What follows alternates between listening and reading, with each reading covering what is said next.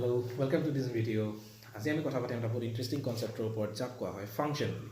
এতিয়া যদি আমি হায়াৰ ছেকেণ্ডেৰী লেভেলত যদি আমি ফিজিক্স বা মেথছ পঢ়িছোঁ, আমি আটাইতকৈ সঘনাই শুনা এটা শব্দ হৈছে ফাংচন, যাক অসমীয়াত কলন বুলি কোৱা হয়।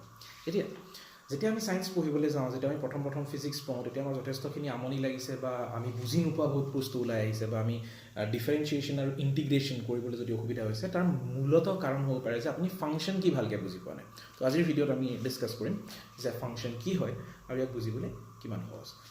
ফাংচন অন্য একো নহয়। ফাংচনত আমি যদি খুব সহজ ভাষাত ক'বলৈ যাওঁ, ই এটা মেচিন টাইপ। আমি বহুতে মেচিন দেখিছোঁ। একদম খুব সাধাৰণ এক্সাম্পল এটা হৈছে মেচিন।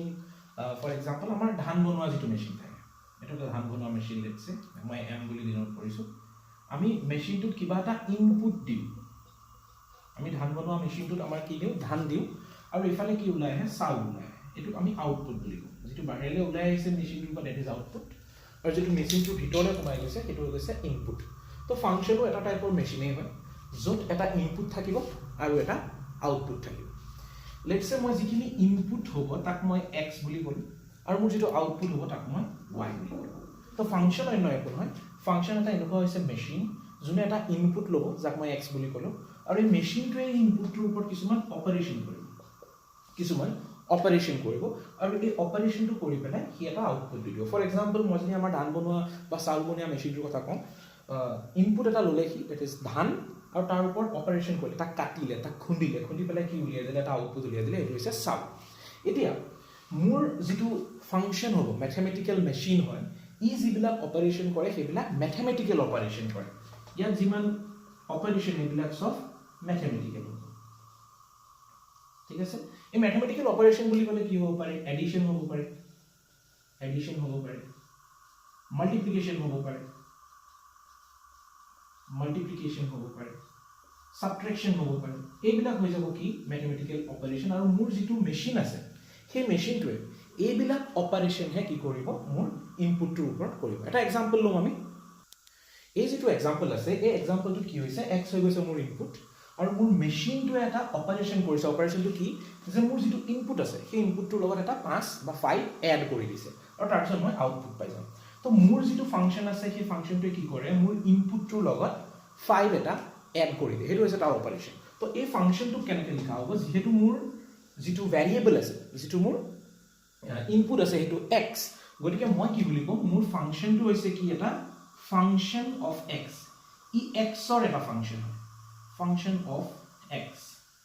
এটা এফ অফ এক্সৰ ফাংচন হয়, আৰু ইয়াক কেনেকৈ লিখা হ'ব? ফাংচন অফ এক্সক মেথমেটিক্সৰ ভাষাত কি বুলি লিখা হয়? F of x. F of এক্সে কি বুজাইছে? মোৰ যিটো ফাংচন আছে, সেই ফাংচনটো এক্সৰ ফাংচন হয়, আৰু এই ফাংচনটোক কেনেকৈ ডিফাইন কৰা হ'ব? এই ফাংচনটোৱে কি অপাৰেশ্যন কৰে, তাকে মই যদি মেথমেটিক্সৰ ভাষাত লিখি দিওঁ, তেতিয়া মই ফাংচনটোক ডিফাইন কৰা বুজাওঁ। For example, f of x এটা এনেকুৱা ফাংচন, যোনে মোৰ ইনপুট এক্সক লয় আৰু তাক 5 এটা, তাৰ লগত এটা 5 এড কৰি দিয়ে। যদি মই ফাংচনটো মেথমেটিকেলি কেনেকৈ ডিফাইন কৰিম? F of x is a function such that x plus 5, ই মোৰ ইনপুট এক্সটোক ল'ব, লৈ পেলাই তাৰ লগত এটা 5 এড কৰি দিব। এইটোৱে হৈছে এটা ফাংচন লিখাৰ উপায়। বেলেগ বহুত ধৰণৰ ফাংচন থাকিব পাৰে। মোৰ লগত এনেকুৱা এটা ফাংচন থাকিব পাৰে, যোনে মোৰ ইনপুটটোক স্কুৱেৰ কৰি দিয়ে। মই যিটো ইনপুট দিছোঁ এক্স, সেই এক্সটোক কি কৰি দিলে? স্কুৱেৰ কৰি দিলে। নাইবা এনেকুৱা এটা ফাংচন থাকিব পাৰে, যোনে প্ৰথমতে মোৰ ইনপুটটোক স্কুৱেৰ কৰে, দেন তাৰ লগত এটা 3 মাল্টিপ্লাই কৰে। তো মোৰ ফাংচনটো হৈ যাব কি? 3x square. এতিয়া মই কেনেকৈ লিখিব পাৰোঁ? মোৰ এটা ফাংচন আছে F of x is equal two x square. মই এই ফাংচনটোৰ কথা বুজাইছোঁ। নহ'লে মোৰ তাত আৰু এটা ফাংচন আছে এফ অফ এক্স, যাক মই 3x স্কুৱেৰ বুলি লিখিব পাৰোঁ। এইবিলাক এটা ফাংচনৰ এক্সাম্পল। মই এটা ফাংচনৰ এক্সাম্পল লৈছোঁ, যাক মই ডিফাইন কৰিছোঁ F of x is equal two 3x square plus 2 বুলি। তো 3x স্কুৱেৰ প্লাছ 2 এটা ফাংচনৰ এক্সাম্পল হয়। ই ফাংচন হয় যিটো এক্সৰ ওপৰত ডিপেণ্ড কৰে। এতিয়া এই ফাংচনটোৰ মই এক্সৰ বেলেগ ভেলু যদি পুট কৰি গৈ থাকোঁ, মই বেলেগ ফাংচনৰ ভেলু পাম। ফৰ এক্সাম্পল, মই এক্সৰ জেগাত 1 ল'ব পাৰোঁ, 2 ল'ব পাৰোঁ, 3 ল'ব পাৰোঁ, 4 ল'ব পাৰোঁ, বেলেগ এক্সৰ ভেলু মই ল'ব পাৰোঁ। যেতিয়া মই এক্সৰ জেগাত মই যদি কওঁ যে let x is equal to 1 হয়, তেতিয়াহ'লে মই কি বুলি লিখিম? F of 1 is equal to, মই য'ত এক্স আছে তাৰ জেগাত 1 পুট কৰি দিম। তো 3 × 1 স্কুৱেৰ প্লাছ 2, মই ইয়াৰ ভেলু কিমান পাই যাম? 3 plus 2 is equal to 5. মানে যেতিয়া মোৰ এক্সৰ ভেলু 1 হয়, মোৰ ফাংচনটোৰ ভেলু 5 হয়। ইয়াকে কোৱা হয় ফাংচনৰ ভেলু উলিওৱা। এটা ফাংচনৰ ভেলু যিকোনো জেগাত উলিয়াব পাৰোঁ। ফৰ এক্সাম্পল, মই এফ অফ -2 উলিয়াই যাব পাৰোঁ যে ফাংচনটোৰ ভেলু কিমান হয় যেতিয়া মোৰ এক্সৰ ভেলু -2 হয়।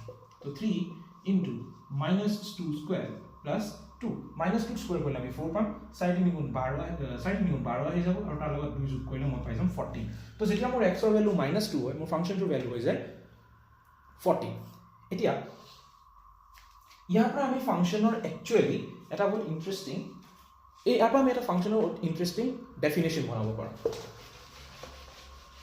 মই লেটস সে কি ক'ব পাৰোঁ যে মই ফাংচনত যি ইনপুট দিছোঁ ইয়াত x2 হৈ গৈছে মোৰ ইনপুট আৰু মই যেটো ৰিজাল্ট পাইছো এই গুটেই ফাংচনটোৰ যেটো ভ্যালু পাম হেতু হৈ যাব মোৰ আউটপুট মই ইয়াত যদি দেখাব বিচাৰো এই x2 হৈ গ'ল মোৰ ইনপুট মোৰ ফাংচনটো আৰু এই গুটেই বস্তুটোৰ যেটো আনসাৰ পাম মই ইনপুটটো পুট কৰাৰ পিছত তাক মই আউটপুট বুলি কম এটা যদি মই ম্যাথমেটিক্সৰ ভাষাত মইতো ম্যাথমেটিক্সত যেতিয়া ফাংচন এটা ডিফাইন কৰিম মই বাৰে বাৰে মেচিনটো কৈ থাকিব নোৱাৰো এটা আমি বুজিবলৈ কোৱা বস্তু কিন্তু ম্যাথমেটিক্সৰ ভাষাত যদি মই ফাংচনক ডিফাইন কৰিবলৈ হয় তেতিয়া মই কেনেকৈ কৰিম যে মই লেটস সে বেলেগ ইনপুট দিলো 1 2 3 মই ইনপুট দি গৈ আছো মই infinite amount of type of different input দিব পাৰো আৰু এই ইনপুট বিলাকক মই যেতিয়া এটা ব্ৰেকেটৰ ভিতৰত এনেকৈ লিখিম ই এটা সেট বনাব যে মই যিমান ইনপুট দিব পাৰো সেই ইনপুট বিলাকৰ কালেকশনটোক মই কম এ সেট অফ ইনপুটস এই যিমানখিনি ইনপুট আছে সবে লগ লাগি পেলাই এটা সেট বনাব ঠিক তেনেকৈ প্ৰত্যেকটো ইনপুটৰ কাৰণে মোৰ এটা আউটপুট থাকিব তো মই যেতিয়া 1 পুট কৰিম মই ইনপুটত যেতিয়া 1 পুট কৰিম আউটপুটত মেবি মোৰ কিবা এটা ভ্যালু আছে যেনেকৈ মই অথনি কোনতে কি পাইছিলো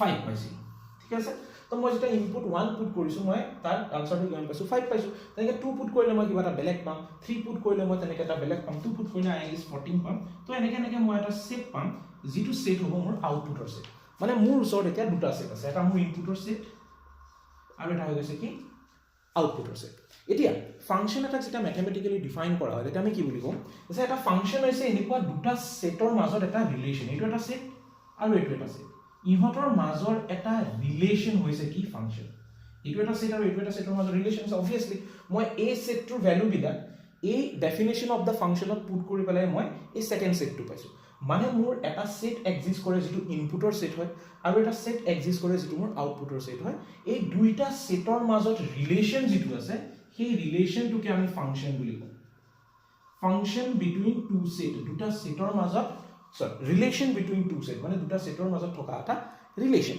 এতিয়া এই ৰিলেচনটো অকনমান স্পেশাল হলে মই তাক ফাংচন বুলি কম ৰিলেচন বহুত টাইপৰ থাকিব পাৰে দুটা সেটৰ মাজত ফাংচন তেতিয়া হ'ব যেতিয়া ৰিলেচনটো এটা স্পেশাল কোৱালিটি থাকিব সেই স্পেশাল কোৱালিটিটো হৈছে কি ইনপুট সেটত থকা এভৰি টাৰ্মৰ কাৰণে টাৰ্ম বুলি ক'লে মই কি কৈছিম এভৰি এলিমেন্ট যেনেকৈ 1 এটা এলিমেন্ট 2 এটা এলিমেন্ট 3 এটা এলিমেন্ট এনেকৈ এটা এলিমেন্ট থাকিব তো ইনপুট সেটৰ এটা এলিমেন্টৰ কাৰণে আউটপুট সেটৰ অকল এটা এলিমেন্টৰ লগতে কি থাকিব পাৰিব সম্পৰ্ক বা ৰিলেচন থাকিব পাৰিব মই যেতিয়া ইনপুট সেটত 1 পুট কৰিম আউটপুট সেটত সদায় 5 ওলাব এই 1 টোৰ লগত এইটো সেটত থকা এই 1 টোৰ লগত আউটপুট সেটৰ আৰু বেলেগ কোনো এলিমেন্টৰ লগত কি থাকিব নোৱাৰিব ৰিলেচন থাকিব নোৱাৰিব এটা এলিমেন্টৰ লগত সদায় এটা এলিমেন্টৰ হে ৰিলেচন থাকিব এনেকুৱা ধৰণৰ ৰিলেচন বিলাকক কি বুলি কোৱা হয় ফাংচন বুলি কম যদি মোৰ দুটা সেট আছে এটা ইনপুট সেট এটা আউটপুট সেট আৰু ইহঁত দুটা সেটৰ মাজত এটা ৰিলেচন আছে কেনেকুৱা ৰিলেচন যাতে ইনপুট সেটৰ এভৰি এলিমেন্টৰ কাৰণে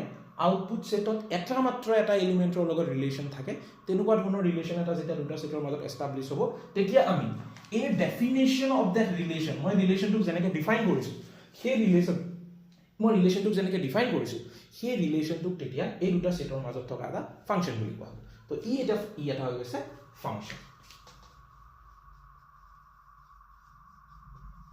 তো যদি ভিডিওটো ভাল লাগিলে ভিডিওটো শেয়াৰ কৰিব লাইক কৰিব আৰু আপোনালোকৰ যদি 11 আৰু 12 ৰ ফিজিক্স কৰা যদি কোনোবা ষ্টুডেন্ট আছে তেওঁলোকৰ লগত শেয়াৰ কৰিব কাৰণ যদিও এইখিনি ফিজিক্সত ডাইৰেক্টলি নালাগে ইয়াৰ বস্তুখিনি ক্লিয়াৰ হ'লে আমি ফিজিক্স প্ৰপাৰলি বুজি পাম ধন্যবাদ